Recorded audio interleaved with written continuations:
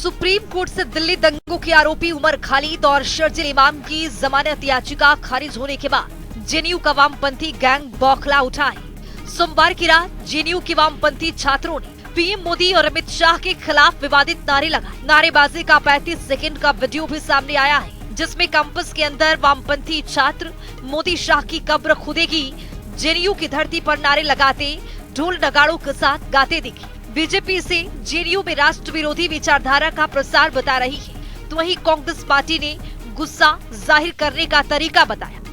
तो आइए पहले उस विवादित वीडियो को देखते हैं, जिसमें वामपंथी छात्र नारे लगा रहे हैं।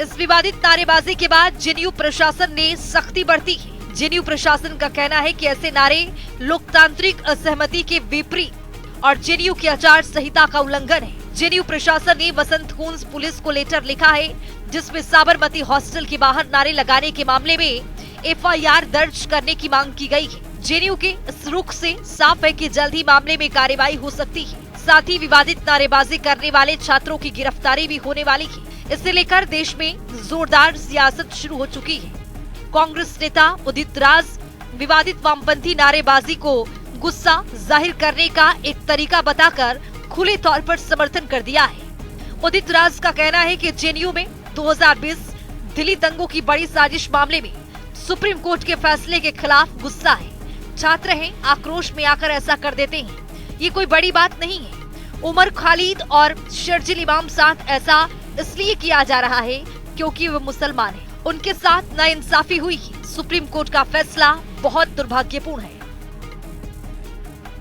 स्टूडेंट्स हैं, आक्रोश में आके ऐसा कर देते हैं, उसका कोई लिटरल मीनिंग थोड़ी होता। मतलब है कि अब तमाम ऐसी जगहों पर नारे लगते हैं, देश के गद्दारों को मारो जूते चार, तो ये आम बातें हैं। तो कोई नेताओं को या जिसके खिलाफ में कोई आरोप नारे लगते हैं, क्या उनको वास्तव में जूता मारा जाता है? तो ये बात है, कोई बड़ी बात तो ऐसी है नहीं। ये बड़ी बनाने की कोशिश करेंगे, लेकिन कोई बड़ी बात है नहीं। इससे तो नारे हैं, हर तरह से लगते रहते हैं, डेमोक्रेसी है। वामपंथी गैंग के विवादित नारेबाजी और कांग्रेस नेता के समर्थन पर केंद्रीय मंत्री गिरिराज सिंह का भी बड़ा बयान सामने आया। गिरिराज सिंह ने कहा कि जेएनयू टुकड़े टुकड़े गैंग का ऑफिस बन गया है। मैं टुकड़े टुकड़े गैंग से कहना चाहता हूं कि जो लोग उमर खालिद और शर्जील इमाम जैसे लोगों का समर्थन करते हैं, जिन्होंने पाकिस्तान समर्थक भावनाएं रखी है और चिकन नेक कॉरिडोर को अलग करने की बात की है, वे सभी देशद्रोही हैं। ये जेएनयू को टुकड़े टुकड़े गैंग, राहुल गांधी जैसे देश विरोधी मानसिकता वाले और सभी, चाहे आरजेडी हो, चाहे टीएमसी हो, चाहे वाम दल हो, ये टुकड़े टुकड़े गैंग का एक कैंप ऑफिस बन गया, कार्यालय बन गया। और भूले नहीं, ये भारत है, नरेंद्र मोदी का भारत है, 21वीं सदी का भारत है।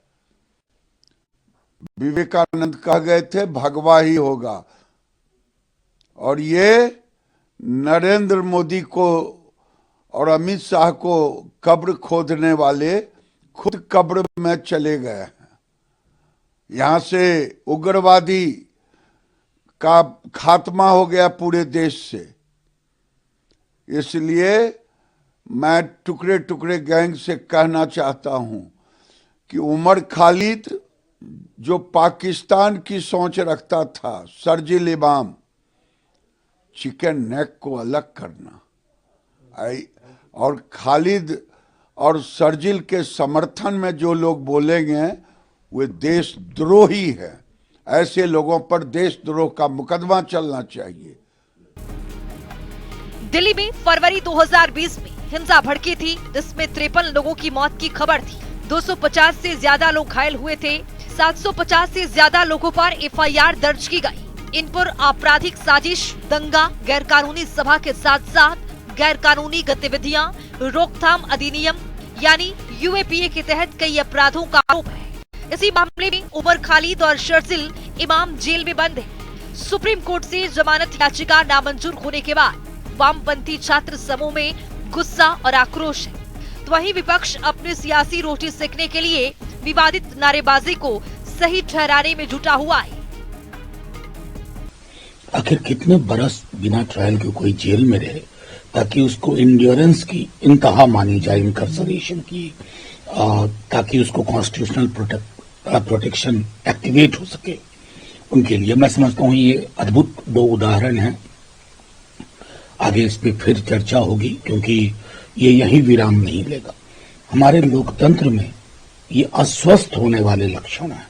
और मैं फिर से दोहराता हूँ, व्यक्तिगत तौर पर हमारा मानना है कि मुर्दाबाद जैसे नारों से भी, क्योंकि क्या फर्क है इन दोनों नारों में, जो एक आप जेएनयू का बता रहे हैं और ये मुर्दाबाद क्या है, यू विश डेथ। हम किसी व्यक्ति, कोई भी व्यक्ति का डेथ विश नहीं कर सकते। इस पर सोचना तो होगा ना, लेकिन सिलेक्टिव आउटरीच नहीं। दिल्ली सरकार में मंत्री कपिल मिश्रा ने कहा है कि कुछ लोग हैं जो इस प्रकार के देश विरोधी, धर्म विरोधी नारे लगाते हैं। ये अफजल गुरु के लिए भी नारे लगाते हैं। सुप्रीम कोर्ट के फैसले के खिलाफ आतंकियों, नक्सलियों के समर्थन में नारे लगाते हैं। लेकिन इनके नारे बस नारे तक ही सीमित हैं। ये बस उनकी छटपटाहट है। देखिए, बात जेएनयू की नहीं है। ये कुछ लोग हैं जो इस प्रकार के देश विरोधी नारे, धर्म विरोधी नारे लगाना, ये अफजल गुरु के लिए भी नारे लगाते हैं, सुप्रीम कोर्ट के फैसलों के खिलाफ भी नारे लगाते हैं, आतंकवादियों के समर्थन में नारे लगाते हैं, नक्सलवादियों के समर्थन में नारे लगाते हैं। लेकिन कुल मिला के इनके नारे केवल नारों तक ही बचे हैं। जहां नक्सलवादी होते थे वहां नक्सलवादी खत्म हो गए हैं, जहां आतंकवादी होते थे वहां आतंकवादी खत्म हो गए हैं। और दिल्ली के दंगाइयों पर, दिल्ली में जिन लोगों ने दिल्ली के खिलाफ साजिश रची, उनके खिलाफ सुप्रीम कोर्ट का फैसला आ गया है। तो इनकी छटपटाहट है और देश के दुश्मन ये जो सपोले हैं, इनका सिर कुचला जा रहा है, इसलिए ये बिलबिला रहे हैं।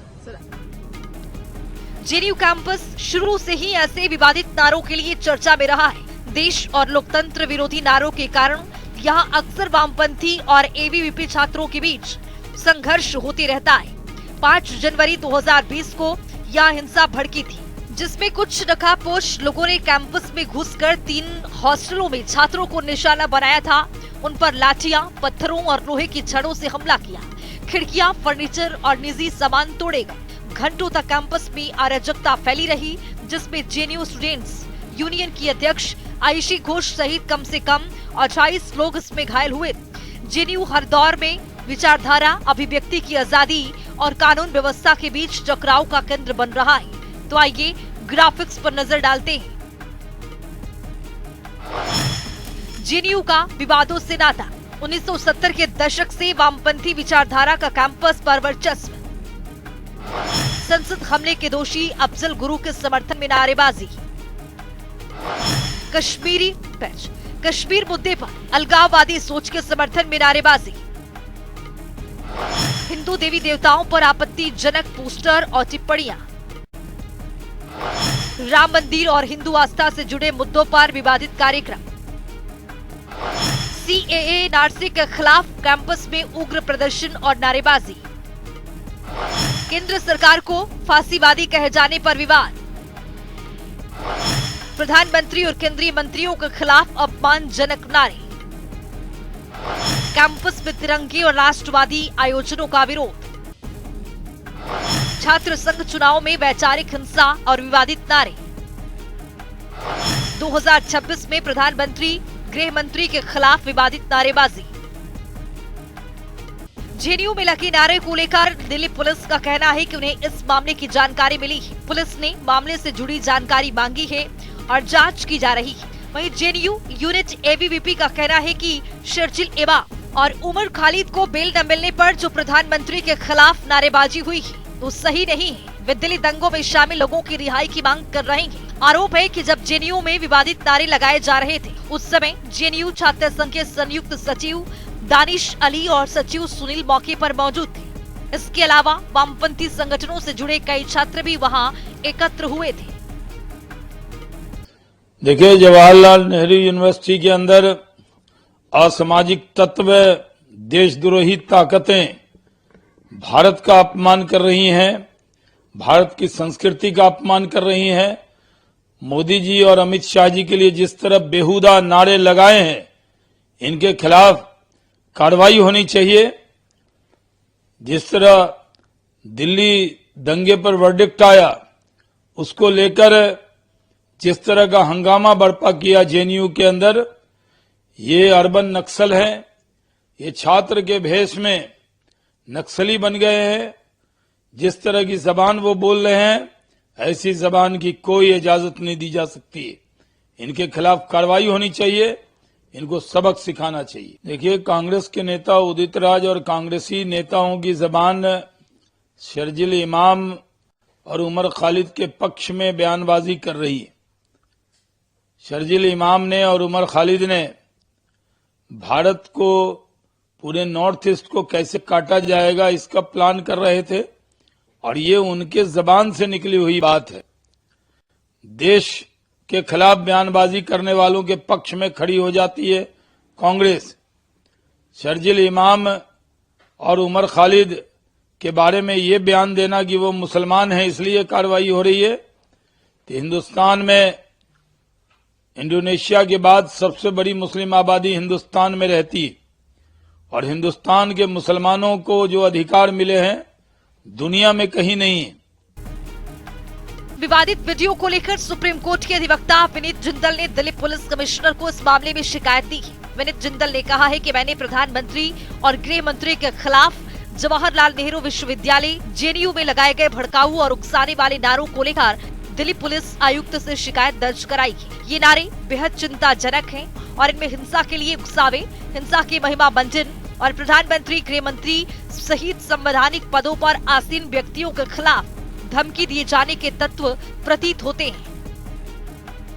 जी बिल्कुल, देखिए, बड़ा दुखद है कि देश का बहुत प्रतिष्ठित विश्वविद्यालय है और उसके बावजूद लगातार ऐसा देखने में आता है कि एक राजनीतिक विचारधारा को छोड़िए, अब देशद्रोह की विचारधारा जो है वो लगातार जेएनयू में दिखती है और मामले कुछ और होते हैं और उसके बीच में हमारे देश को तोड़ने की बात करना, देश के प्रधानमंत्री, देश के गृह मंत्री के लिए इस तरीके की बातें करना जिस तरीके की कल की गई, बहुत दुखद है। और मुझे लगता है कि कहीं ना कहीं जरूरत है स्ट्रिक्ट एक्शंस की, जिससे जो लोग जो अपने आप को स्टूडेंट्स कहते हैं और वहां पे ऐसे मैं कहूं कि ये तो आतंकवादी सोच की एक जरूर बात सामने आ रही है और इसके ऊपर कार्रवाई जो है वो जरूर होनी चाहिए। और बड़ा दुखद है कि देश का प्रतिष्ठित विश्वविद्यालय होने के बावजूद लगातार उसमें इस तरीके की बातें देखने को मिलती है। कंप्लेन किसको माफ की, कंटेंट के बारे में थोड़ा सा बताएं और उस पर क्या एक्शन की उम्मीद लग रही है आपको? देखिए, कल जो इंसिडेंट हुआ जिसमें हमारे देश के जो चुने हुए प्रधानमंत्री और गृह मंत्री हैं उनके खिलाफ जिस तरीके से बातें की गई वो बिल्कुल किसी भी तरीके से हम उसको ठीक नहीं कह सकते।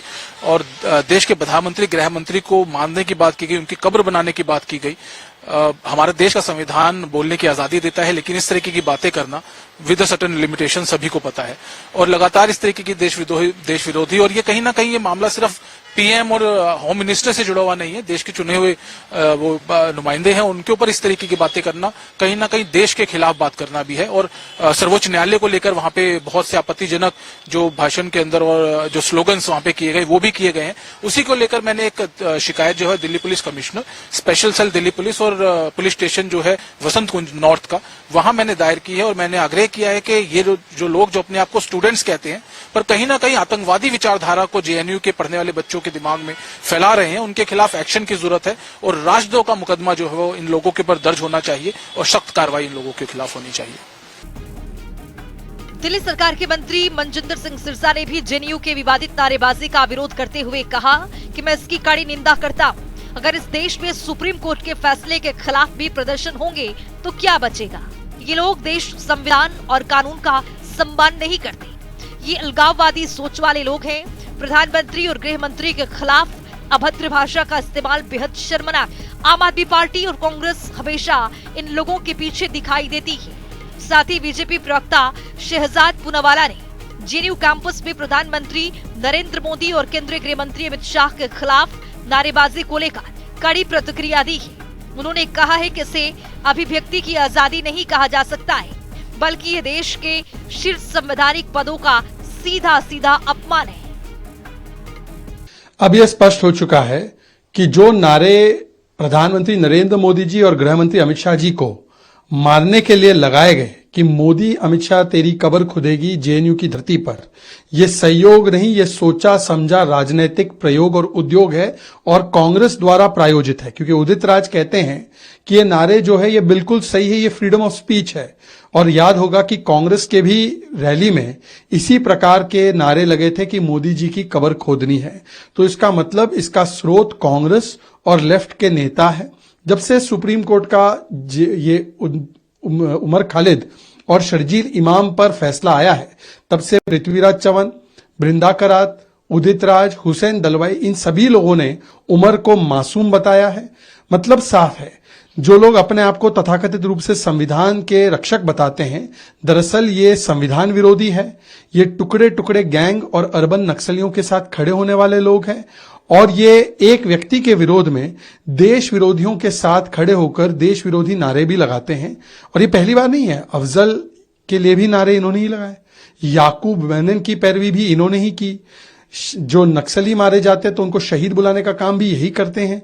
जब सीआरपीएफ के जवान हताहत होते हैं किसी नक्सली हमले में, तो उसको भी सेलिब्रेट करने का काम यही इकोसिस्टम करता है।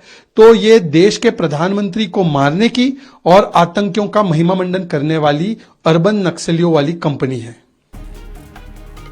ये पूरा विवाद एक बार फिर जेएनयू कैंपस के भीतर वामपंथी विचारधारा को लेकर सवाल खड़े कर रहा है। जेएनयू में हुई नारेबाजी के बाद सियासत गर्मा गई है। विपक्ष इसे अभिव्यक्ति की आजादी बता रहा है, तो वहीं सत्ता पक्ष सख्त कार्रवाई की मांग कर रहा है। अब सबकी निगाहें जेएनयू प्रशासन, दिल्ली पुलिस की कार्रवाई पर टिकी है। प्रोग्रामिंग डेस्क, जनता टीवी।